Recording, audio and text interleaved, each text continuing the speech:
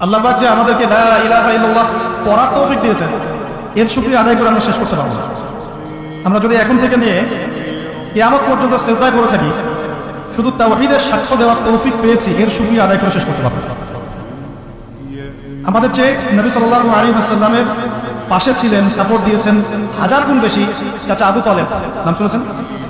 চাচা আবু তালেব এত সাপোর্ট দিয়েছেন নবী সাল্লাল্লাহু আলাইহি ওয়াসাল্লামকে, আমরা হতভাগা উম্মত তার কিছুই দিতে পারি না। বলবেন যে এটা কেমন কথা? এটাই কথা। আমরা নবী সাল্লাল্লাহু আলাইহি ওয়াসাল্লামের দ্বীনকে যে সাপোর্টটা দিতে পারি নাই, আবু তালেব তার চাচা তার চেয়ে অনেক বেশি দিয়েছে।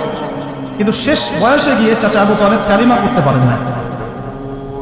এই জন্য বছরের পর বছর, এই 20, 30, 40 বছর নবী সাল্লাল্লাহু আলাইহি ওয়াসাল্লামকে সাপোর্ট দেওয়ার পরেও চাচা আবু তালেব জাহান্নামে যাবেন না। সাহাবীরা বলছেন, আপনার চাচার এই যে ত্যাগ আপনার পিছনে, এর জন্য কিছু তিনি কোনো আজর পাবেন না, পুরস্কার পাবেন না? নবী সাল্লাল্লাহু আলাইহি ওয়াসাল্লাম বলছেন, আমি যদি না থাকতাম তাহলে আমার চাচা জাহান্নামের তলে অবস্থান করতেন।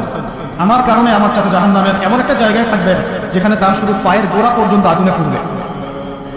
কথা কি বুঝতে পারছেন? এবং এতেই তার মাথার মগজ টকবক করতে থাকবে। নাউজুবিল্লাহ। একটু কি বুঝতে পারছি যে আমরা যে মুসলিম পরিবারে জন্মগ্রহণ করেছি, আল্লাহ পাক যে এই তৌফিকটা দিয়েছেন, এর শুকরিয়া আমরা কি সারা জীবন আদায় করতে পারবো? মন থেকে বলি আলহামদুলিল্লাহ।